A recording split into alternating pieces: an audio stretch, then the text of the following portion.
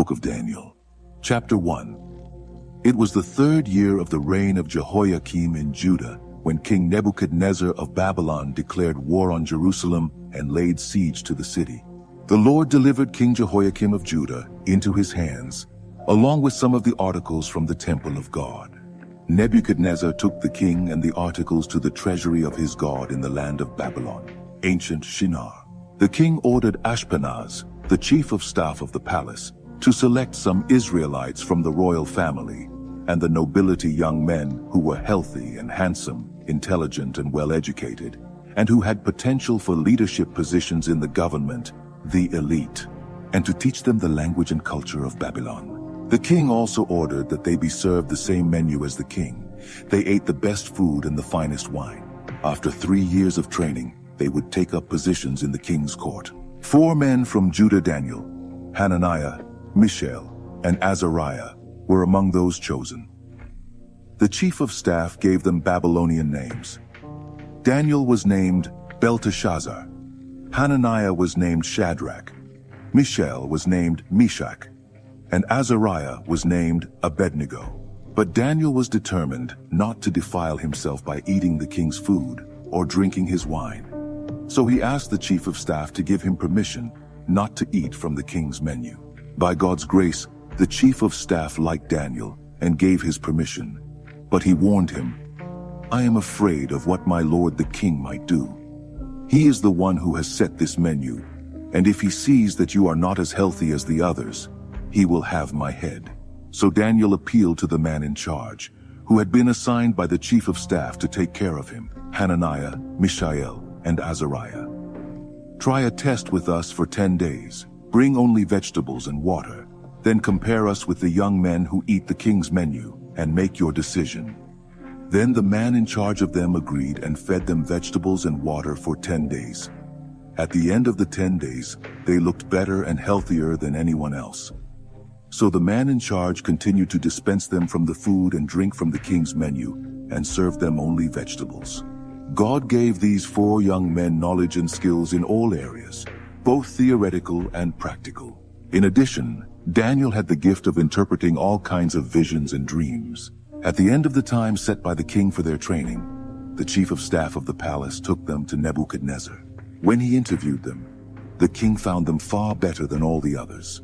No one was as good as Daniel, Hananiah, Mishael, and Azariah, and so they took up their responsibilities in the king's court. Whenever the king consulted them on any subject, whether theoretical or practical, they proved to be 10 times better than all the magicians and enchanters in the kingdom combined. Daniel continued in the king's service until the 1st year of the reign of King Cyrus. Book of Daniel. Chapter 2. In the 2nd year of his reign, King Nebuchadnezzar had dreams that were driving him crazy, so much so that he could no longer sleep. So he called all the magicians, enchanters, sorcerers, and astrologers of Babylon to interpret his dreams. When they were all in the presence of the king, he said, "I have had a dream, and I cannot get it out of my head. I will not be able to sleep until I know its meaning." The astrologers, speaking in Aramaic, said, "May the king live forever. Tell us the dream, and we will interpret it." The king replied, "This is my decree. If you cannot tell me the dream and give me its interpretation, I will chop you into pieces and destroy your houses. But if you tell me the dream and give me its interpretation, I will shower you with gifts, and you will be greatly honored. So tell me the dream and give me its interpretation." They replied, "Please tell us the dream, Your Majesty. Then we will give you the interpretation." But the king said, "I know what you are trying to do. You are just trying to stall for time. You know you are in trouble. And if you cannot tell me the dream, you will be in trouble. I can see it coming. You will make up some story and fool me until I change my mind." "No way. First tell me the dream, and then I will know if you can give me the interpretation or if you are just fooling me." The astrologers replied, "No one in the world can do what the king is asking. And no king has ever asked any magician, enchanter, or astrologer for such a thing.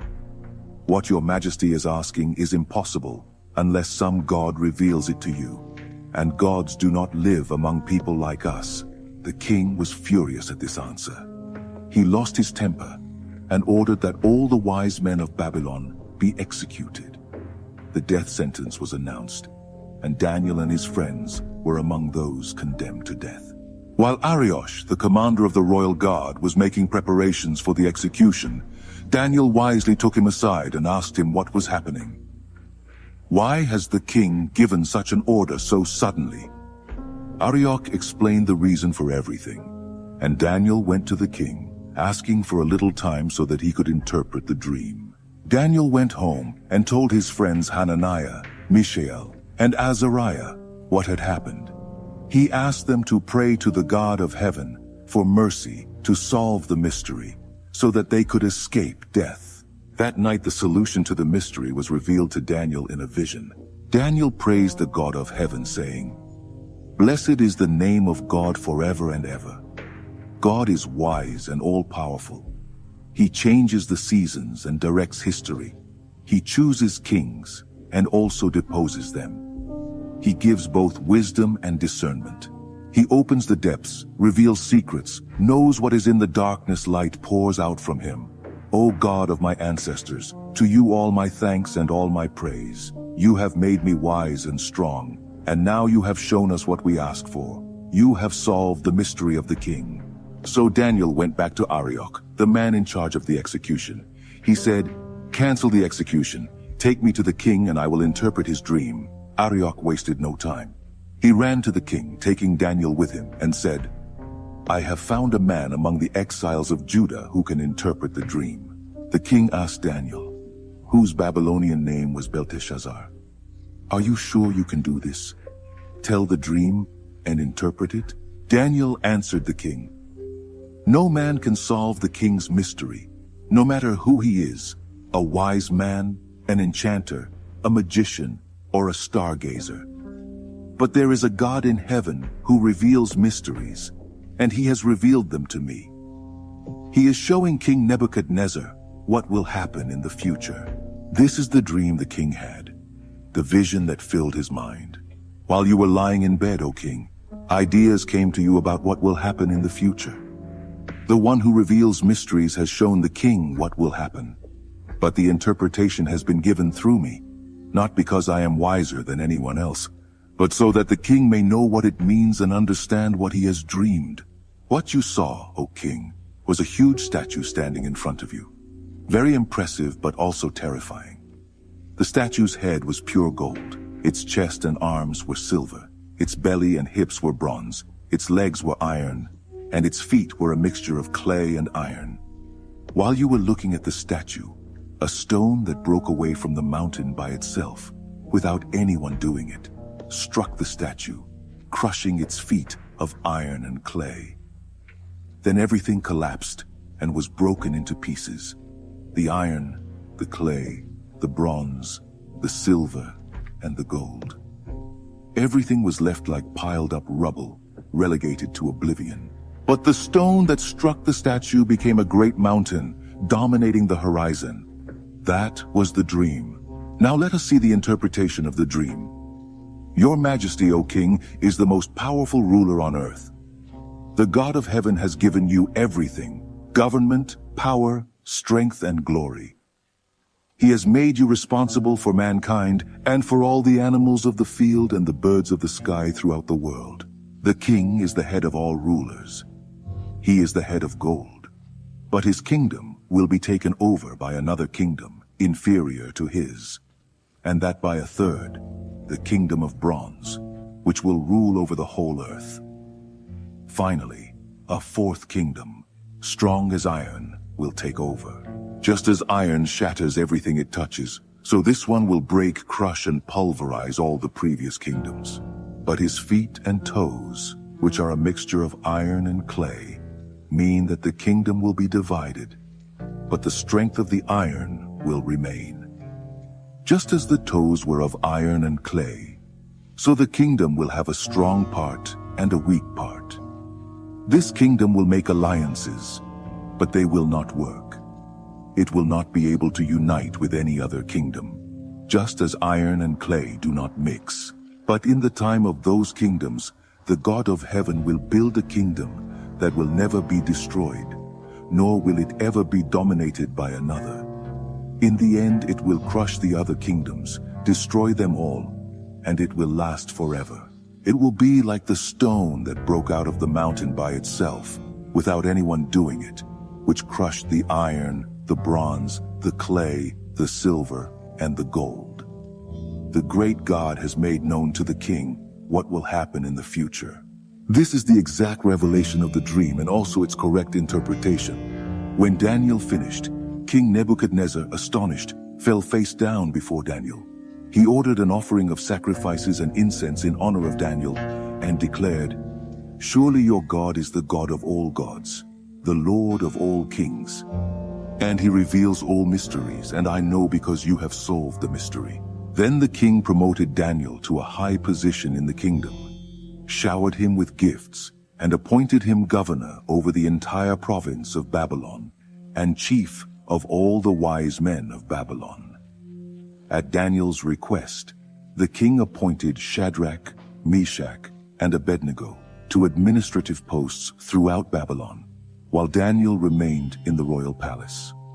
Book of Daniel, Chapter 3. King Nebuchadnezzar built a golden statue, 77 meters high and 7 feet wide. He set it up on the plain of Dura in the province of Babylon. Then he ordered all the important leaders of the province to attend the dedication ceremony for the statue. Everyone came to the ceremony and took their places before the statue that Nebuchadnezzar had set up. A herald appeared and proclaimed in a loud voice, "Attention all! Listen, you of every race, color, and creed. When you hear the sound of the trumpet, flute, zither, harp, psaltery, and double flute, bow your knees and worship the golden statue that King Nebuchadnezzar has set up. And whoever does not bow down and worship the statue, no matter who he is, will immediately be thrown into the furnace." The sound began to play. All the musical instruments of Babylon, and people of every race, color, and creed bowed their knees and worshiped the golden image that King Nebuchadnezzar had set up. Then the Babylonian astrologers spoke up and accused the Jews. They said to King Nebuchadnezzar, "May the king live forever. Your Majesty gave strict orders that when we hear the sound of the sound, we should bow down and worship the golden image, and that anyone who did not would be thrown into the furnace." But the Jews Shadrach, Meshach, and Abednego, whom the king had appointed to high positions in the province of Babylon, ignored the order, Your Majesty. They do not respect our gods and refuse to worship the golden image that he had set up. In a fury, King Nebuchadnezzar ordered that Shadrach, Meshach, and Abednego be brought before him. And when they came, Nebuchadnezzar asked them, "Shadrach, Meshach, and Abednego, is it true that you do not respect my gods and refuse to worship the golden image I have set up? I will give you a second chance, but from now on, when the sound begins to play, you must bow down and worship the image. And if you do not, you will be thrown into a furnace, and that is the end of it. And what God will deliver you from me?" Shadrach, Meshach, and Abednego replied, "Your threat does not frighten us. If you throw us into the furnace, the God we serve can save us not only from the furnace, but from anything else. And even if he does not, it does not matter, Your Majesty. Still, we will not serve your gods or worship the golden image you have set up." Nebuchadnezzar was about to explode with anger. He immediately ordered the furnace to be heated 7 times hotter than normal, and he ordered some strong men from his army to tie them up and throw them into the furnace. Shadrach, Meshach, and Abednego, with their hands and feet tied and dressed in their clothes, were thrown into the extremely hot furnace. Because of the king's order, the furnace was so hot that the flames alone were enough to kill the men who carried Shadrach, Meshach, and Abednego. And they ended up falling into the furnace. Suddenly, King Nebuchadnezzar jumped up and asked, "Didn't we throw 3 men in with their hands and feet tied?" "That's right, sir," the men replied. "Look," the king exclaimed, "I see 4 men walking back and forth in the fire, and they are fine. And the 4th man looks like a son of the gods. It's not possible." Nebuchadnezzar went to the entrance of the fiery furnace and called out, "Shadrach, Meshach, and Abednego, servants of the Most High God, come out and come here." So Shadrach, Meshach, and Abednego came out of the fire. All the government officials and the king's advisors gathered to examine them, and they saw that the fire had not left a scratch on any of them, not a single hair burned, not a smell of smoke on their clothes. Nebuchadnezzar exclaimed, "Praise be to the God of Shadrach, Meshach, and Abednego. He has sent his angel and saved his servants. They trusted in God to the point of ignoring the king's orders and risking their lives, but they did not serve or worship other gods. Therefore I decree, anyone, regardless of race, religion, or race, who speaks anything against the God of Shadrach, Meshach, and Abednego will be cut to pieces, and his house will be destroyed. There has never been a God who saves like this." Then the king promoted Shadrach, Meshach, and Abednego in the province of Babylon. Book of Daniel, Chapter 4. King Nebuchadnezzar, to all of every race, color, and creed in the world. Peace and prosperity to all. It is a privilege to tell you of the great miracles that the Most High God has done for me. His miracles are awesome. His wonders are astonishing. His kingdom endures forever, and his sovereign rule is eternal. I, Nebuchadnezzar, was living in peace in my palace. But I had a dream, almost a nightmare that shook me. I sent for all the wise men of Babylon to interpret the dream. When they were all gathered, magicians, enchanters, astrologers, and fortune-tellers, I told them the dream, but no one could tell me its meaning. But Daniel came, a man filled with the divine Holy Spirit, and I told him the dream. His Babylonian name is Belteshazzar, named after my God. "Belteshazzar," I said, "chief of the magicians, I know that you are a man filled with the divine Holy Spirit, and that there is no mystery that you cannot solve. Listen to this dream that I have had, and interpret it for me. This is what I saw as I lay in bed. There was a great tree in the center of the world. I looked, and the tree grew and became even greater. Its top reached the sky and could be seen from all over the earth. Its leaves were beautiful, and its fruit was abundant, yielding enough food for everyone. The animals took shelter under it, and the birds made their nests in its branches. Everyone depended on it. And while I was still lying there, I saw this. An angel came down from heaven and commanded, 'Cut down the tree, cut off its branches, strip off its leaves, and scatter its fruit. Hunt the animals that are under it, and scare the birds from its branches. But leave the stump and its roots, bound with iron and bronze, next to the grass of the field. Let him be wet with the dew of heaven and feed on grass with the animals. Let him lose the human mind and be like an animal, and so it will be until 7 times pass.' The angels announce this decree. The holy watchmen bring this sentence, so that all who live may know that the Most High God rules over the kingdoms of men. He directs everything as he pleases, and makes powerful men out of simple men. This is what I, King Nebuchadnezzar, dreamed. Belteshazzar, now it is your turn to interpret the dream for me. None of the wise men of Babylon could make sense of it, but I am sure that you can interpret it, for you are filled with the divine Holy Spirit." Daniel, Belteshazzar, was so terrified for a moment that he could hardly speak. "Belteshazzar," the king said, "be calm. Do not let the dream and its interpretation frighten you." "My lord," Belteshazzar said, "I wish this dream were about your enemies, and the interpretation for your adversaries.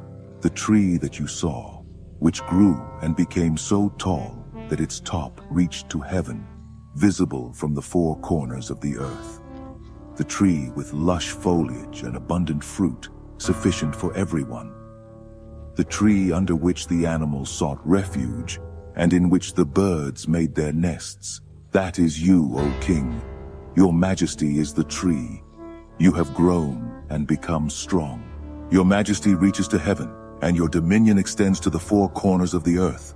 And the angels who they came down from heaven, proclaiming, 'Cut down the tree and destroy it, but leave the stump and its roots in the ground, bound with iron and bronze among the grass of the field. Let it be wet with the dew of heaven, and feed on grass with the animals for 7 times.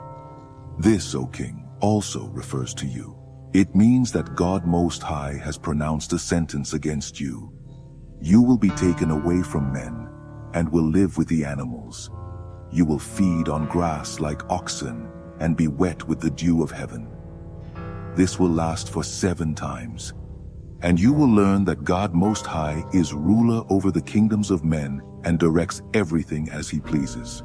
The part about the stump of the tree and its roots, which are left, means that your kingdom will still be restored after you acknowledge that it is God who has dominion over everything. Therefore, O king, take my advice. Turn from your sins and begin to live differently. Leave this life of wickedness, live righteously, and care for the needy and the helpless. Only then will you continue to live in peace. All this happened to King Nebuchadnezzar. Just 12 months later, he was walking on the balcony of the royal palace in Babylon, and suddenly he exclaimed proudly, "Look at all this. This is Babylon the Great, and I built it alone as the capital of my kingdom for my honor and glory." As soon as the words were out of his mouth, a voice came from heaven. "This is the decree against you, King Nebuchadnezzar. Your kingdom has been taken from you. You will be taken from men, and you will live with the beasts of the field, and you will eat grass like oxen." The sentence is for 7 times, long enough for you to learn that the Most High God rules over the kingdoms of men and sets on their thrones whomever he pleases. This happened immediately.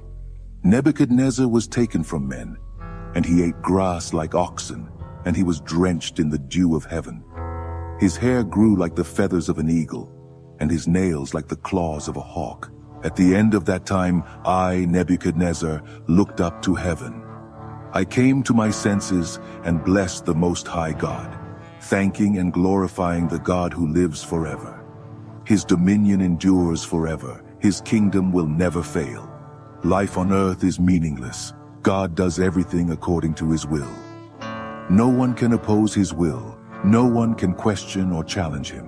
At the same time that I came to my senses, I restored the majesty and glory of my kingdom. All the leaders and important people came to see me. I was reinstated as king in my kingdom and became greater than before. And that is why I, Nebuchadnezzar, sing and praise the King of Heaven. Everything he does is just, and he does it rightly. He knows how to treat the proud and has the power to humble them. Book of Daniel. Chapter 5. King Belshazzar invited 1,000 of his nobles to a great banquet. The wine was very well served. Then Belshazzar, who was already high from the wine, ordered that the gold and silver cups, which his father Nebuchadnezzar had taken from the temple of God in Jerusalem, be brought so that he, his nobles, his wives and concubines could drink from them. When the gold and silver cups were brought, the king, the nobles, and those women began to use them. They drank their wine and, already drunk, praised their gods of gold, silver, bronze, iron, wood, and stone. At that exact moment, the fingers of a human hand appeared and began to write on the plastered wall of the palace in the brightest part. When the king saw the handwriting on the wall, he turned pale, very scared. His legs were wobbly, they were shaking constantly, and his knees were knocking against each other. He shouted for the enchanters, the astrologers, and the soothsayers to be called.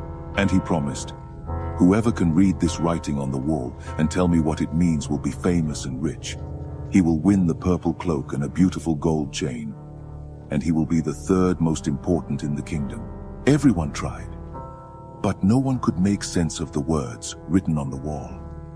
No one could understand what was written, much less interpret it. Then the king was terrified, pale, in a complete state of shock. The nobles were also in a panic. The queen heard that the king and nobles were in shock and came to the banquet hall. She said, "May the king live forever. Don't be scared. Don't just sit there looking pale like that. There is a man in the kingdom who is filled with the divine Holy Spirit. During his father's reign, he became known for his intellectual brilliance and spiritual wisdom. He was so capable that his father, King Nebuchadnezzar, made him the chief of all magicians, enchanters, soothsayers, and astrologers. There was no one like him. He could do anything: interpret dreams, decipher mysteries, explain riddles.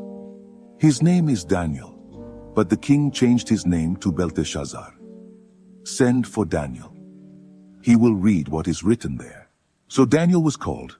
The king asked, "Are you the Daniel who was one of the exiles my father brought from Judah? I've heard that you are filled with the Holy Spirit, have a brilliant mind, and are incredibly wise. The wise men and enchanters were brought here to read this writing on the wall and interpret it, but none of them could read anything. But I heard you interpret dreams and decipher mysteries. Then, if you can read and interpret, you will be a famous and rich man. You will get the purple cloak and a beautiful gold chain, and you will be the third most important in the kingdom."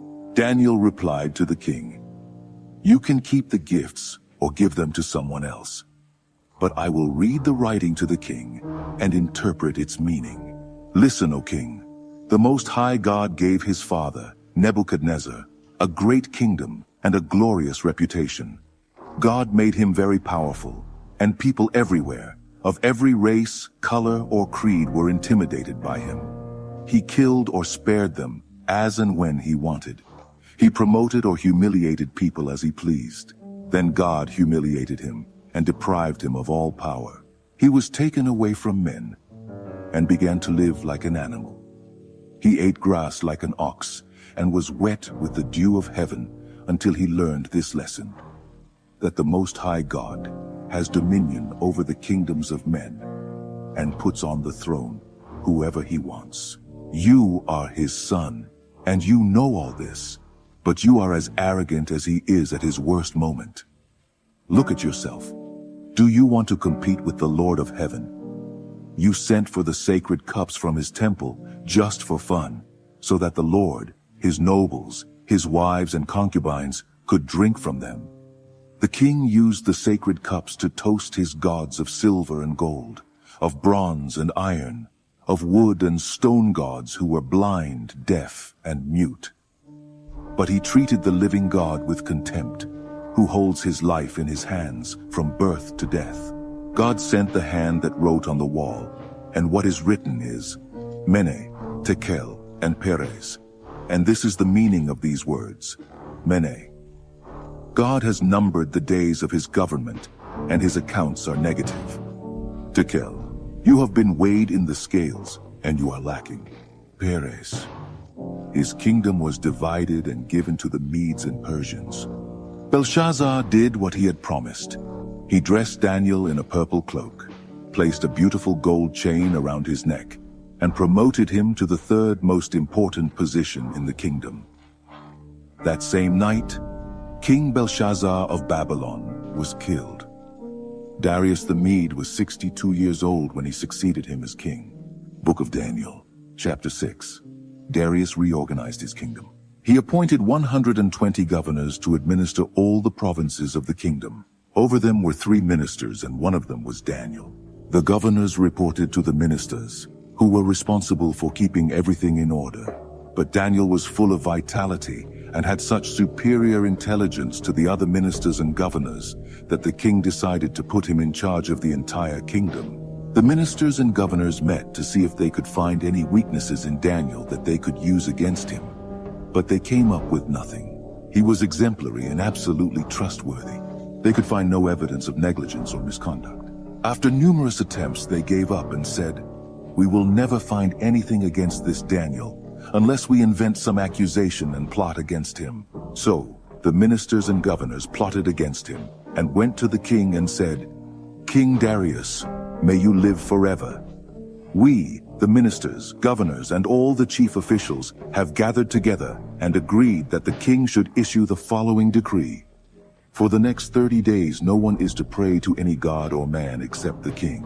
Anyone who disobeys will be thrown into the lion's den. Promulgate this decree, Your Majesty, and sign it so that it will be irrevocable, as an inscription on stone, in accordance with all the laws of the Medes and Persians."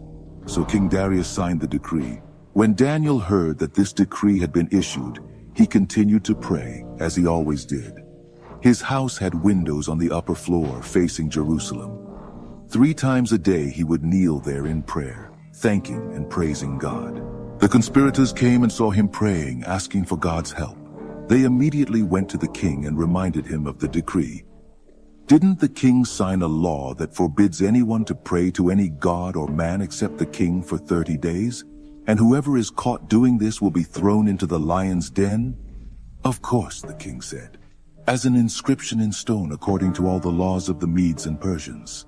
Then they said, Daniel, one of the Jewish exiles, ignores your order and defies your law. He prays 3 times a day. The king was disconcerted and tried every way to free Daniel from the trouble he had gotten him into. He thought about it all day long, but the conspirators returned.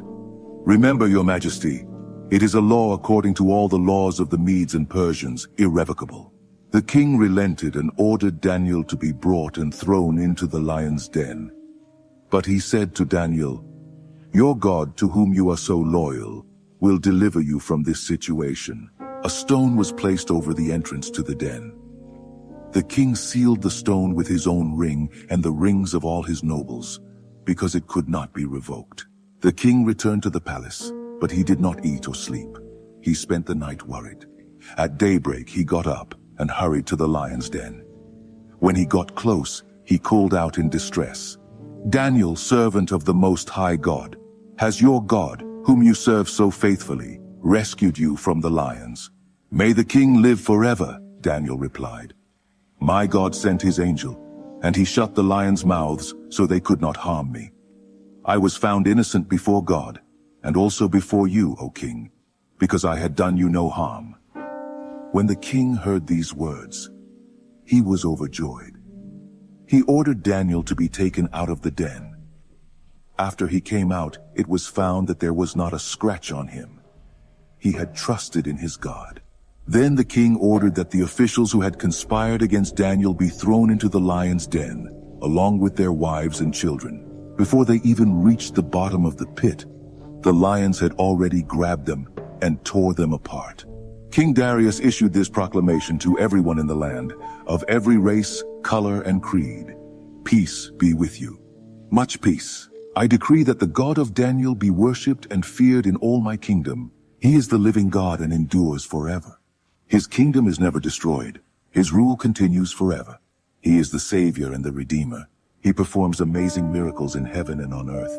He delivered Daniel from the power of the lions. Daniel was very well treated for the rest of Darius's reign, and also during the reign of Cyrus the Persian. Book of Daniel. Chapter 7. In the first year of King Belshazzar of Babylon, Daniel had a dream. What he saw while he was sleeping terrified him, a true nightmare. And he wrote about his dream. In my dream that night, I saw the 4 winds of heaven blowing and creating a great storm on the sea. 4 huge animals, different from each other, were coming up out of the sea. The first animal looked like a lion, but it had eagle's wings. As I watched, its wings were plucked off, and it stood upright like a man. Then they gave it a human heart. Then I looked and saw a second animal, like a bear. It stood up, holding 3 ribs in its jaws. It was told, attack, devour everything, fill your belly. Then I saw another animal. It looked like a leopard. It had 4 wings, like a bird on its back. It had 4 heads and was given authority to rule. After this, a 4th beast appeared in my dream. This one was terrifying, hideous. It had huge iron teeth, and it crushed and devoured its victims. Anything left on the ground, it trampled on and crushed. It was different from the other beasts, a real monster. And it had 10 horns. As I watched the horns, trying to figure out what they meant, another horn grew on it, but this one was small. 3 of the horns it already had were plucked out to make room for it. The little horn had human eyes and a large mouth that spoke arrogantly. As I watched all this, thrones were established, and an ancient one took his place. His clothes were white as snow, his hair white as wool. His throne was engulfed in flames, its wheels blazing brightly. A river of fire gushed from the throne. Thousands upon thousands ministered to him. Millions attended him. Silence was called in the court, and the books were opened. I continued to watch. The little horn spoke arrogantly, and as I watched, the beast was killed, and its body thrown into the fire. The other beasts lived for a while longer, but they did nothing. They had no power to rule. My dream continued. Then I saw someone, a son of man, coming with clouds. He approached the Ancient One and was presented to him. He was given power to rule all the glory of royalty. Every race, color, and creed served and worshipped him. His kingdom will be forever. It will have no end. His royal rule will never be destroyed. But as for me, Daniel, I was troubled. The visions terrified me. So I approached someone standing nearby and asked what all this meant. And he gave me the interpretation. These 4 huge beasts, he said, mean 4 kingdoms that will appear on earth. But at a certain time, the holy people of the Most High God will receive the kingdom and hold it forever. Yes, forever. But I wanted to know more. I was curious about the 4th beast, the one that was so different from the others, the hideous monster with iron teeth and bronze claws that swallowed what it tore apart and trampled everything in its path. And I also wanted to know about the 10 horns and the little horn that came up, taking the place of 3 of the first horns. This new horn had eyes and spoke arrogantly with its large mouth, dominating the other horns. I noticed that this horn made war against God's holy people and gained the upper hand. But the elder intervened and ruled in favor of the people of the Most High God. In the end, God's holy people took control of the kingdom. The person standing next to me explained, "The 4th beast is the 4th kingdom that will appear on earth. It will be different from the first 3, a monstrous kingdom that will devour and trample everyone around it. The 10 horns are 10 kings, one after the other, who will come from this kingdom. But then another king will appear. He will be different from the previous kings. He will begin by overthrowing the other kings and blaspheming the Most High God.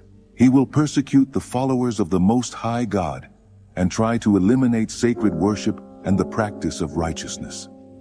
God's holy people will be persecuted by him for a time, 2 times, and half a time. But when the court is silenced, the horn will no longer have its power and will be destroyed forever.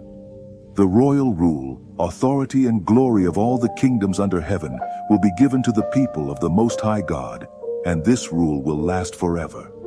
All other rulers will serve and obey him." The dream ended with this, and I, Daniel, remained shocked, like one who has just seen a ghost. But I kept it to myself. Book of Daniel, Chapter 8. In the 3rd year of the reign of Belshazzar, I, Daniel, had another vision. It was the 2nd vision. In this vision I saw myself in Susa, the capital of the province of Elam, by the Ulai Canal. As I looked around, I was surprised to see a ram standing in front of me. The ram had 2 huge horns, one larger than the other, but the larger horn was the last to appear. I watched as the ram advanced, first to the west, then to the north, and then to the south. No animal could stand against it. It did as it pleased, and all arrogantly posed as the king of the animals.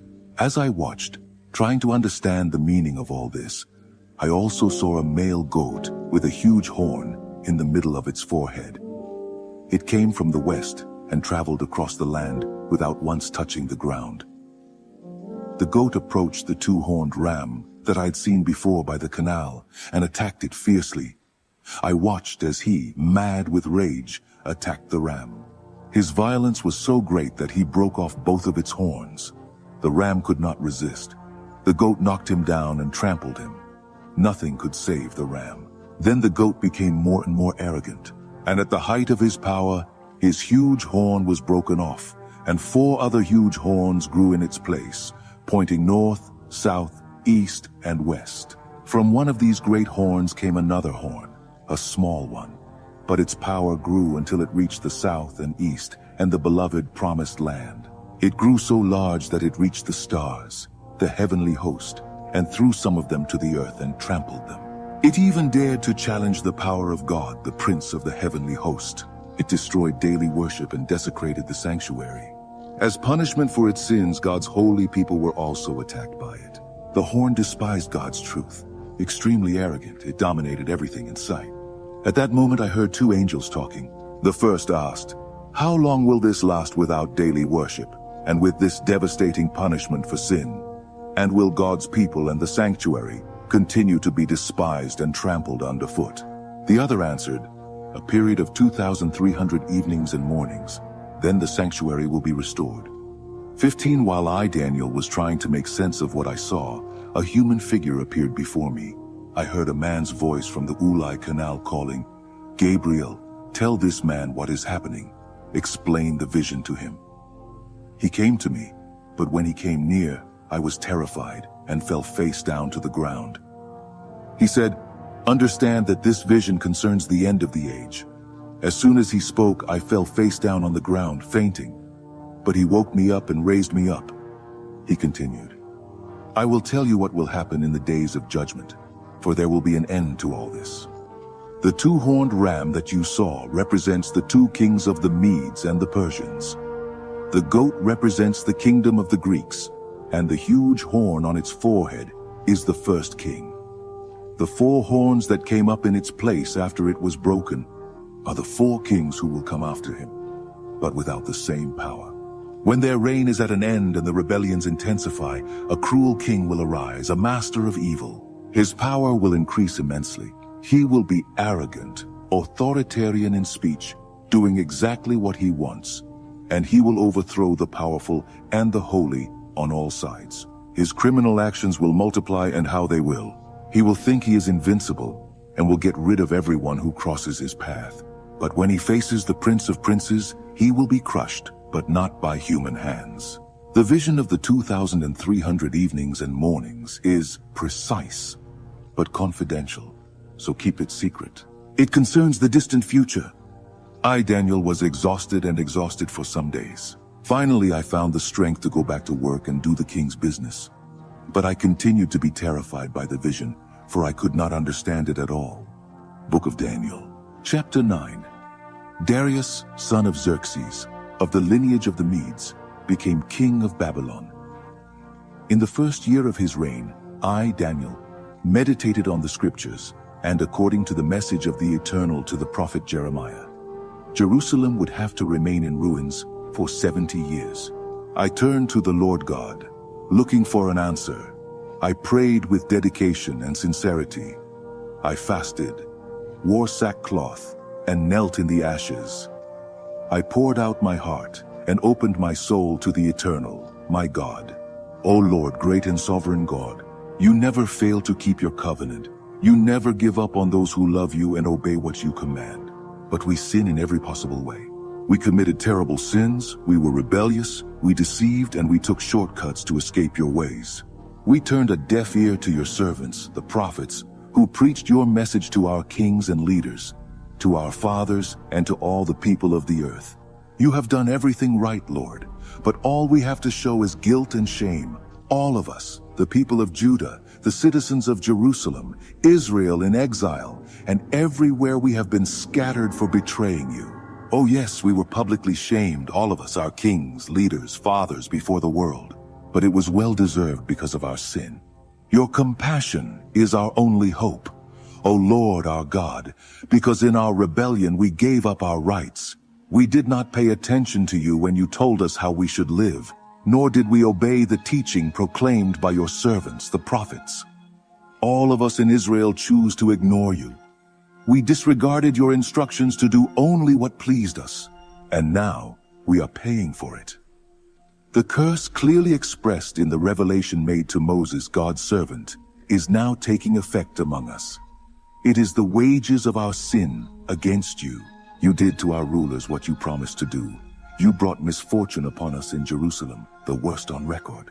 And as it was written in God's revelation to Moses, the catastrophe was total. Nothing was spared.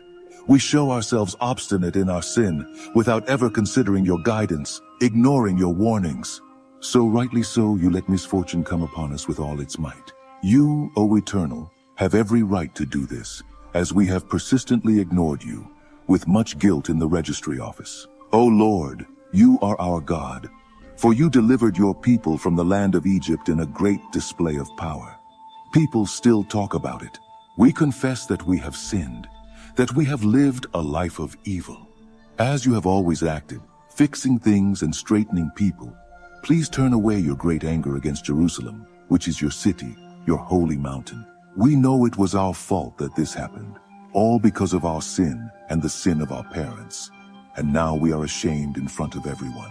We are mocked in our neighborhood. Therefore listen, O God, to this sincere prayer of your servant. Have mercy on your ruined sanctuary. Act according to who you are, not what we are. Answer our prayer, O God. Open your eyes and look at our ruined city, the city called by your name. We know we don't deserve your attention. Our call is to your compassion. This prayer is our only hope. Lord, hear us. Lord, forgive us. Lord, look at us and do something. Lord, do not despise us. Your city and your people are called by your name. Defend your interests. As I poured out my heart, confessing my sin and the sin of my people, Israel, I prayed and presented my whole life before the Eternal and interceded for the holy mountain of my God. While I was immersed in prayer, Gabriel, the man-like being, the one I had seen in a previous vision, approached me, flying like a bird, at the time of evening worship. He stood in front of me and said, "Daniel, I came to clarify things. As soon as you began your prayer, the answer was given, and now I am here to deliver it. You are very loved. So listen carefully to understand the meaning of the revelation. 70 weeks are decreed for your people and your holy city to contain rebellion, put an end to sin, uproot crime, establish justice forever, fulfill prophecy, and anoint the most holy place." Here's what you need to understand. From the time the order is given to rebuild Jerusalem until the anointed leader comes, there will be 7 weeks. The rebuilding will take 62 weeks, including the building of streets and walls. These will be difficult times. After the 62 weeks, the anointed leader will be killed. That's the end of him. The city and the sanctuary will be destroyed by the army of the new leader who comes. The end will come suddenly like a huge wave. There will be wars until the end, and desolation will be the order of the day. Then, in the space of 1 week, he will make many important alliances. But in the middle of that week, he will put an end to worship and prayer. In the place of worship, the beast of defilement will set up shop and remain there until it is finally destroyed. Book of Daniel, chapter 10. In the 3rd year of the reign of Cyrus, king of Persia, a message came to Daniel, whose Babylonian name was Belteshazzar. The message was true and spoke of a great war. He understood, for its meaning came by revelation. During those days, I, Daniel, mourned for Jerusalem for 3 weeks. I ate only plain, unseasoned food, and I ate no meat or drank wine. I neither bathed nor shaved until the 3 weeks were over. On the 24th day of the 1st month, as I stood by the great river, the Tigris, I looked up, and to my amazement, there was a man dressed in linen with a belt of pure gold around his waist. His body shone as if carved from precious stone. His face was radiant, and his eyes were bright and piercing like torches. His arms and legs shone like polished bronze, and his voice sounded like a great choir. I, Daniel, was the only one who saw him. The men who were with me, though they could not see, were seized with fear and ran for cover, fearing the worst. When I was left alone after this vision, abandoned by my friends, my knees felt weak, and my face was pale and without strength. When I heard the sound of your voice, I could not resist and fainted. I fell face down to the ground. But a hand touched me and raised me to my hands and knees. "Daniel," he said, "you mighty man, God loves you so much. Get up and pay close attention to my message. I have been sent to speak it to you." When he said this, I stood up, but I could not stop trembling. Be at ease, he continued. Do not be afraid. When you decided to humble yourself in order to receive understanding, your prayer was heard, and I was ready to come here. But I was stopped by the angel, who is the prince of the kingdom of Persia, and this delayed me for 3 weeks. But Michael, one of the supreme angels, came to my aid and stood there with the angel, who is the prince of Persia. I am here to help you understand what will happen to your people, because the vision speaks of the future. While he was speaking, I just stared at the ground, unable to say anything. And I was surprised by something that looked like a human hand, which touched my lips. Then I opened my mouth and began to speak. When I saw you, I was terrified. My legs went weak. I could not move. How is it possible that I, a humble servant, should speak to someone like you? I am completely paralyzed. I can barely breathe. That being, who seemed human, touched me again and gave me strength. He said, "Do not be afraid. Be at peace. You are loved so much. Everything will be fine. Be courageous. Be strong." While he was still speaking, courage came to me and I regained my strength. Then I said, "You can speak because you have given me strength." He said, "Do you know why I have come here? I must go back to fight the angel, who is the prince of Persia, and after I have taken him out of the way, the angel, who is the prince of Greece, will come. But first, let me tell you what is written in the book of truth. No one helps me in my fight against these beings except Michael, the angel, who is your prince." Book of Daniel, chapter 11. I have helped him as best I could, since the first year of the reign of Darius, king of the Medes. But now, let me tell you how things are. 3 more kings of Persia will arise, and after them, a 4th king, who will be much richer than the others. When he feels that he has gained enough power from his wealth, he will declare war on the kingdom of Greece. At that time, a powerful king will arise, who will rule over a huge territory and will rule everything as he pleases. But at the height of his power, when everything seems to be going well, his kingdom will be divided into 4 parts: north, south, east, and west. But his heirs will receive nothing. There will be no continuity of power, because others will take it. Then the king of the south will grow stronger, but one of his princes will be stronger than him, and will rule over an even larger territory. After a few years, the 2 will become allies, and the daughter of the king of the south will marry the king of the north to cement the agreement. But her influence will weaken, and her son will not survive. She, her servants, her son, and her husband will be betrayed. Sometime later, someone from the royal family will appear and take the throne. He will take command of the army, invade the north, and achieve great victory. He will seize their metal gods and all the gold and silver utensils that accompany them and take them to Egypt. After some time, the king of the north will recover and invade the land of the king of the south. But he will not succeed. He will have to retreat. But his sons will form a huge army and descend like a flood, a rushing attack on the defenses of the south. In a rage, the king of the south will come out and confront the king of the north, who will be waiting with his huge army. But despite this, he will be defeated. While the corpses are being removed from the field, the king, in great thirst for blood, will go around slaughtering tens of thousands.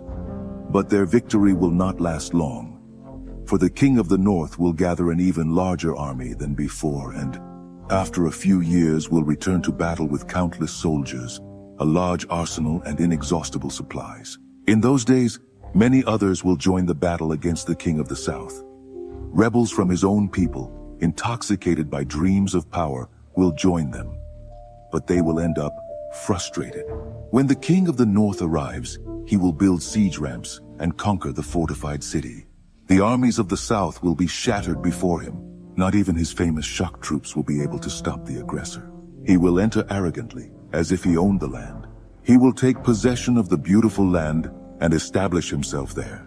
Then he will proceed to gain complete control. He will make a peace treaty and even give his daughter in marriage to the king of the south. Part of a plot to destroy him once and for all.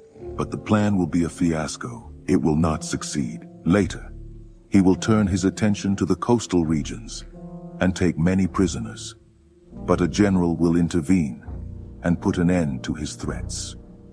Those who were frightening him will be frightened. He will return home and take care of his own business. But by then, he will be finished, and soon no one will hear from him again. He will be succeeded by a loser, with his government, reputation, and authority already in tatters. So he will not last long. He will quickly disappear from history without even having fought. His place will be filled by a despised and despicable man. But he will surprise everyone, coming out of nowhere and taking over the kingdom. He will advance like a steamroller, and even the prince of the alliance will be crushed. After negotiating a ceasefire, he will violate the conditions. What a traitor! With a few cronies, he will take complete control. He will invade the richest provinces when they least expect it. He will surpass all his ancestors. He will capture and plunder, and he will live with his friends in unbridled luxury. He will make plans against the fortified cities, but not for long. He will gather a large army, very well armed, to fight the king of the south. In response, the king of the south will keep his army even larger ready for battle. But he will not be able to maintain this condition for long, because of the intrigues within his own ranks. His court will be undermined by plots and conspiracies. Thus, his army will be crushed, and the battlefield will be covered with corpses.